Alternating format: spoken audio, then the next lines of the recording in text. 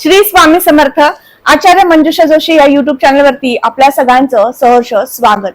हा महिना प्रेम संवर्धनाचा, हा महिना शेअर मार्केट मधील उत्तुंग असं यश प्राप्त करून देणारा, हा महिना तुमच्यासाठी यशदायी राजकीय आणि सामाजिक क्षेत्रामध्ये असे चांगले पदार्पण करून पाहणारा, हा महिना तुमच्यासाठी एक श्रेष्ठ कालावधी दर्शवतो, तो शैक्षणिक प्रगतीसाठी। मग अशा या मे महिन्या संदर्भातली संपूर्ण तुमच्या वृश्चिक राशीच्या जातकांना कसे फळ प्राप्त करून घेता येऊ शकतं, ही माहिती घेऊन आज मी आलेली आहे। चला तर मग माहितीला सुरुवात करूयात। लग्नस्थान प्रथम स्थान तुमचं व्यक्तिमत्व दर्शवतं, तुमच्या स्वभावामधील ऊर्जा, सकारात्मकता, आत्मविश्वास दर्शवतं। लग्नेश मंगळ पंचम स्थानातनं मीन राशीतनं मंगळांचं गोचर आहे आणि 14 मे नंतर ते षष्ठातनं गोचर करतील। त्यामुळे 15 मे पर्यंत शिक्षण घेणाऱ्या प्रत्येक स्त्री पुरुष वर्गाला अतिशय उत्तम कालावधी असेल। उत्साह निर्मितीसाठी, आनंद प्राप्त करून घेण्यासाठी प्रथम पंधरवडा अतिशय श्रेष्ठ दर्शवतो। या पहिल्या पंधरवड्यामध्ये तुम्ही कामाचं सुनियोजन करू शकणार आहात, जे की तुम्ही पुढील 15 दिवस कार्य करण्यासाठी ठेवणार आहात।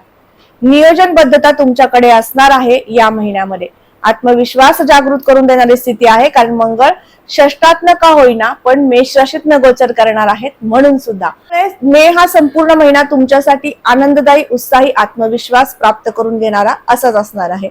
धनस्थानाकडे जाऊयात। कुटुंबाचं सौख्य धनस्थानावरनं पाहिलं जातं। या ठिकाणी गुरूंची रास येते। गुरूंचं गोचर अष्टम भावात आहे, अर्थात तुम्हाला 8वा गुरु सुरू आहे।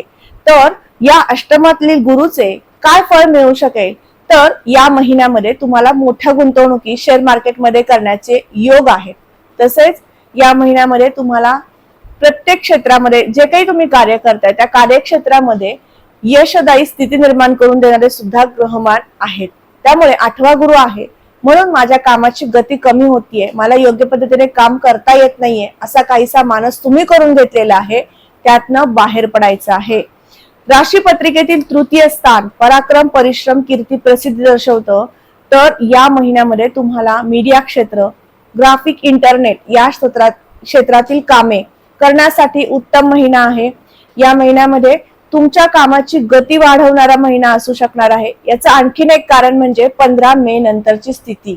15 मे नंतर तुम्ही तुमचं कार्य उत्तमरित्या करू शकणार आहात। शनी मंगळाचा जो विस्फोटक योग पंचम भावातनं होत होता, त्यामुळे तुमच्या कामाला गती प्राप्त होत नव्हती, थोडीशी सकारात्मक ऊर्जा कमी पडत होती। शनी मंगळ जेव्हा एकत्र युती करतात त्यावेळेस तुमच्या मनाचा थांग पत्ता लागत नाही असंही म्हटलं जातं, आणि हे सगळे तुमच्या मनामध्ये येणारे विचार आणि त्यातनं नैराश्याकडे घेऊन जाणारी स्थिती दिसून येत होती। मग या महिन्यामध्ये दुसऱ्या पंधरवड्यामध्ये तुम्ही अधिक परिश्रमी होऊ शकता, कारण शनी याचे स्वामी होतात आणि शनींचं गोचर मीनेतनं आहे, पंचम भावातनं आहे, शुभ स्थानातनं शनी गोचर करतायत। निश्चित तुम्हाला परिश्रमी बनवतील आणि त्या माध्यमातून तुम्ही चांगलं कार्य करू शकणार आहात। तृतीय स्थानावरनं आपण प्रवासाचे योग पाहतो। या महिन्यामध्ये संतती सोबत फिरावयास जाण्याचे प्लॅनिंग होऊ शकते, कुटुंबासोबत फिरण्याचे योग या महिन्यात आहेत। त्यामुळे सुद्धा तुम्हाला प्रेम, आनंद आणि स्नेहभाव एकमेकांना वाटण्यासाठी, एकमेकांपर्यंत तो पोहोचवण्यासाठी तुमची धडपड होऊ शकते। अशा पद्धतीने सुद्धा हा महिना दिसून येत आहे। या महिन्यामध्ये मातृसुख आणि संतती सुख भरभरून मिळणार आहे। शिक्षणासाठी सुद्धा हा महिना अतिशय श्रेष्ठ असेल। या महिन्यामध्ये घेतलेलं शिक्षण अतिशय उत्तम प्रकारे तुम्ही पूर्ण करून घेऊ शकता। याचं एक कारण म्हणजे या ठिकाणी शनी आहेत, शनी तुम्हाला चिकाटी देतील, अभ्यासातील एकाग्रता वाढवण्यासाठी मदत करू शकतील। तसेच या महिन्यामध्ये मंगळ या स्थानाला सोडून स्वतःच्या राशीतनं गोचर करतील। या ठिकाणचा अधिपती गुरु होतात, ज्यांचं गोचर अष्टम भावात नाही, त्यामुळे संशोधक वृत्ती, चिकित्सक वृत्ती जागृत करून देणारी तुमच्या पत्रिकेमध्ये स्थिती दिसून येत आहे राशी कुंडलीमध्ये। त्यामुळे सुद्धा तुम्ही केलेला अभ्यास नक्कीच उपयुक्त आणि तुम्हाला भविष्यामध्ये यशाकडे घेऊन जाणारा असणार आहे। या महिन्यामध्ये संशोधक वृत्ती जागृत होणार आहे असा उल्लेख मी केला। त्यामध्ये सांगू इच्छिते, अकल क्षेत्रातलं कुठलंही शिक्षण तुम्हाला घ्यायचं होतं, इच्छा होती, पण त्यावरती कृती होत नव्हती, आता ती कृती करायची आहे। या महिन्यातील पहिला आणि दुसरा पंधरवडा हा तुम्हाला संपूर्ण महिन्याचा कालावधी देत आहे। या महिन्यामध्ये तुम्ही कधी ऍडमिशन घेऊ शकता आणि तुमच्या अभ्यासाला सुरुवात करू शकता। राशी पत्रिकेतील पंचम स्थान प्रणय दर्शवतं आणि प्रणयासाठी हा महिना उत्तम असणार आहे। षष्ठ स्थान काय देतं, षष्ठ स्थान राजकीय क्षेत्रातील, सामाजिक क्षेत्रातील कार्याची पद्धती आणि क्रिया करण्याचा उत्साह दर्शवतं. षष्ठ स्थान तुम्हाला रिअल इस्टेट मधील काम करण्यासाठी प्रवृत्त होणारी स्थिती दर्शवतं. मग या स्थानावरती कुठल्याही पापग्रहाच्या दृष्ट्या येत नाहीयेत. हे स्थान, या स्थानामध्ये मंगळांची उपस्थिती होत आहे 15 मे नंतर. त्यामुळे तुमच्या कामाला गती वाढेल, तुम्हाला काम करण्याची इच्छाशक्ती वाढेल, असे सुंदर चांगले ग्रहमान तुम्हाला प्राप्त होत आहेत. त्यामुळे या कामामध्ये तुम्ही रममाण होणार आहात. राजकीय क्षेत्रामध्ये तुम्ही उच्च पद अधिकार भूषवताय, तर या कामामध्ये तुम्हाला नक्कीच गतीने कार्य करण्याची जिद्द निर्माण करून देण्यासाठी मंगळांची स्थिती उत्तम आहे. आणि अष्टमातील गुरु तुम्हाला नवनवीन आव्हानं पेलवण्यासाठी सशक्त करतील. म्हणजेच हा महिना राजकीय सामाजिक क्षेत्रासाठी उत्तम आहे, शेअर मार्केटमध्ये काम करण्यासाठी उत्तम आहे आणि तसेच रिअल इस्टेट मध्ये काम करणाऱ्या वर्गाला सुद्धा अतिशय उत्तम, शुभ, लाभदायक असा असणार आहे. आरोग्यासाठी कसा असेल? या महिन्यामध्ये उष्णता ही प्रचंड वाढलेली असते. मंगळ अष्टमातनं किंवा षष्ठातनं जेव्हा गोचर करतात त्यावेळेस वैयक्तिक तुमच्यामध्ये सुद्धा उष्णता वाढवत असतात. या महिन्यातील 15 मे नंतर षष्ठातनं मंगळांचं गोचर होणार आहे. त्यामुळे उष्णतेचे विकार प्रामुख्याने तुम्हाला जास्तीत जास्त सतावू शकतात. उष्णतेचा त्रास होऊ शकतो. अन्यथा दुसरे मोठे आजार नक्कीच या महिन्यात नसणार आहेत.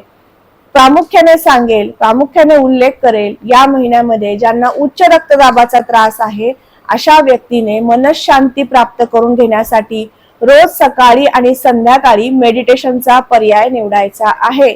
10 मिनिटं ते अर्धा तास मेडिटेशन करून तुमचं स्वतःचं मनस्वास्थ्य प्राप्त करून घ्यायचं आहे. उच्च रक्तदाबाचे जे काही औषधं तुम्ही घेताय त्या औषधं तुमच्याकडनं वेळेत घेतली गेली पाहिजेत. याही गोष्टीकडे प्रामुख्याने लक्ष द्यायचं आहे. सप्तम स्थानाकडे जाऊयात. 7वं घर जोडदाराच्या सुखाचं आहे, प्रणयाचं आहे. या ठिकाणी शुक्रांची रास येते. शुक्र या ठिकाणी उपस्थित आहेत. त्यामुळे शुक्र कृपेने तुम्हाला तुमच्या पत्नीचं सुख प्रदान होईल. जीवनात एकमेकांना जी काही सुख दुःख वाटून तुम्ही तुमच्या जीवनाचा प्रवास करत आहात, आनंद घेत आहात, तो तुम्हाला घेता येऊ शकणार आहे. त्यांच्या सानिध्यात एखाद्या मंगलमय शुभ प्रसंगात सहभाग नोंदवण्याचे सुद्धा शुभ संकेत या महिन्यात आहेत. पर्यटन स्थळी भेट देण्याचे सुद्धा शुभ संकेत आहेत. त्यामुळे त्यांच्या सानिध्यात तुम्हाला जास्तीत जास्त राहायचं आहे. जुने एखादे वाद मतभेद हे दूर करण्यासाठी हा अतिशय उत्तम महिना आहे. या महिन्यात एकमेकांची साथ सोबत करून तुम्ही ते सगळ्या वादातनं बाहेर पडू शकणार आहात. नवम स्थान, 9वं घर अतिशय महत्वाचं आहे. भाग्यकारक शुभकारक हे स्थान आहे. यामध्ये भाग्याची जोड तुम्हाला देता आली, शुभ संकेत प्राप्त करून घेता आले तर निश्चित तुम्ही जीवनाचा यशदायी प्रवास करू शकता. यामध्ये उल्लेख करताना मी सांगेल की 9वं स्थान हे तुम्हाला नोकरी प्राप्त करून देण्याचे योग दर्शवतं. 9वं स्थान तुमच्या जीवनात भाग्योदय घडेल का सांगतं. आणि या 9वं स्थानामध्ये कर्क रास येते. यावरती कुठल्याही पापग्रहांच्या दृष्ट्या या स्थानावर येत नाहीयेत. त्यामुळे निश्चित तुम्हाला हा महिना यशदायी आहे. नोकरदार वर्गांसाठी, ज्यांना नोकरी नाहीये, मिळवायची आहे, त्यांना नुकताच तुमचं शिक्षण पूर्ण झालेलं आहे, त्यांना अतिशय उत्तम कालावधी दर्शवतो. 9व्या स्थानावरनं आपण जेव्हा शुभ संकेत पाहतो, आध्यात्मिक प्रगती पाहतो आणि या सगळ्या अनुषंगाने सुद्धा 9व्या स्थानाची स्थिती उत्तम असल्यामुळे हा महिना अतिशय शुभ प्रगती प्राप्त करून घेण्यासाठी सुद्धा असणार आहे. राशी पत्रिकेतील दशम भाव व्यापार दर्शवतं, तुमच्या कामातील कार्यपद्धती दर्शवतं, कारण ते कर्मस्थान आहे. या ठिकाणी असणारी सिंह राशी आणि सिंह राशीचे अधिपती रवी यांचं गोचर हे वृषभेतनं होणार आहे 15 मे नंतर. सप्तम भावातनं केंद्रातनं रवींचं गोचर आहे. रवी ग्रह उच्च राशीतनं षष्ठ भावातनं गोचर करत होते. राजकीय क्षेत्र, सामाजिक क्षेत्र यामध्ये तुमचा ठसा उमटवण्यासाठी तुम्हाला प्रेरित करत होते. सरकारी खात्यामध्ये तुम्ही नोकरीस आहात, तुमच्याकडनं उत्तम कार्य करून घेत होते. योग्य पद्धतीने केलेले कार्य आणि त्याचा गुणगौरव या सगळ्या गोष्टीतनं तुम्हाला अतिशय उत्तम प्रकारे साथ सोबत देत होते. आता ते केंद्रातनं सप्तमातनं गोचर करतील, व्यापार वाढवतील, व्यापारिक वर्गाला नक्कीच श्रेष्ठ उत्तम कालावधी आणतील. ज्यांचा सोने चांदीचा प्रामुख्याने व्यापार आहे, तसेच कन्स्ट्रक्शन किंवा सिव्हिल क्षेत्रामध्ये तुम्ही जॉब करताय किंवा व्यापार करताय, तुमच्या सगळ्यांसाठी उत्तम कालावधी दर्शवणारी स्थिती आहे. लोखंडा संदर्भातील व्यवसाय आणि तसेच कागद, कापड, गोड पदार्थ संदर्भातील व्यावसायिक वर्ग यांना उत्तम कालावधी 15 मे नंतर दर्शवत आहे. राशी पत्रिकेतील लाभाकडे जाऊयात. लाभयोग कसा असणार आहे? या महिन्यामध्ये लाभाची स्थिती उत्तम आहे, उंचावणारी आहे, तुम्हाला यशाकडे घेऊन जाणारी असणार आहे. या ठिकाणी येणारी कन्या रास आणि बुधांचं गोचर हे 15 मे नंतर परिवर्तित होणार आहे. बुध तुम्हाला संपत्ती, संतती, सत्ता आणि विद्या, ज्ञान प्राप्त करून यशाकडे घेऊन जातील. 12वं घर खर्चाचं आहे, व्यसनाचं सुद्धा आहे. परदेशात वास्तव्यासाठी सुद्धा पाहिलं जातं, प्रवासासाठी सुद्धा पाहिलं जातं. या महिन्यामध्ये प्रवासाचे अनेक योग आहेत. परदेशात जाण्यासाठी तुम्ही प्रयत्नशील होता. आता परदेशात जाणं सोपं आहे असं काहींचं म्हणणं आहे, पण तुमच्या पत्रिकेतील स्थिती फार महत्वाची. जन्मलग्न कुंडलीनुसार ती जर उत्तम असेल तर तुमच्याकडे असणारी संपत्ती जरी असली तरी सुद्धा काही अंशी कागदपत्रांची पूर्तता न होता सुद्धा तुम्ही प्रवास करू शकत नाही. म्हणून या महिन्यामध्ये ज्यांना प्रवास करायचा आहे, परदेशात जायचं आहे, तुमचा व्यापार घेऊन किंवा तुम्हाला शिक्षणासाठी जायचंय किंवा तुम्हाला त्या ठिकाणी नोकरी करण्यासाठी जायचंय, तर अशा सर्व वर्गाला सांगू इच्छिते. तसेच ज्यांना PR काम करून घ्यायचंय, तुम्हाला परदेशात तिथलं नागरिकत्व प्राप्त करून घ्यायचंय, त्या ठिकाणी राहण्यासाठी जायचं आहे, तर तुमच्या सगळ्यांसाठी सांगू इच्छिते. या ठिकाणी असणारी ग्रहांची स्थिती, शुक्रांची स्थिती फार महत्वाची. शुक्र सप्तमातनं गोचर करतायत. प्रथम पंधरवडा त्यासाठी उत्तम श्रेष्ठ आहे. या पहिल्या पंधरवड्यामध्ये तुम्ही केलेले प्रयत्न यशदायी ठरू शकतात, तुमचं स्वप्न पूर्ण करून देण्यासाठी. दुसऱ्या पंधरवड्यामध्ये सुद्धा शुक्र गुरूंची युती होईल आणि त्यामुळे सुद्धा उत्तम कालावधी दर्शवत आहे.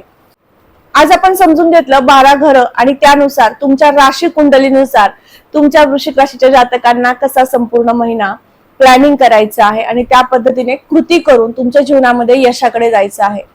आजचा हा महत्वपूर्ण व्हिडिओ तुम्हाला कसा वाटला लगेचच कमेंट करून सांगायचं आहे. कमेंटमध्ये श्री स्वामी समर्थ लिहिण्यास अजिबात विसरू नका. तुम्ही आपल्या चॅनलवर नवीन असाल, चॅनलला सबस्क्राईब करा, बेल आयकॉनला क्लिक करा. पुन्हा भेटणारच आहे अशाच महत्वपूर्ण माहितीला घेऊन. तोपर्यंत आज मी आपली रजा घेते. श्री स्वामी समर्थ. जय जय स्वामी समर्थ. रामकृष्ण हरी.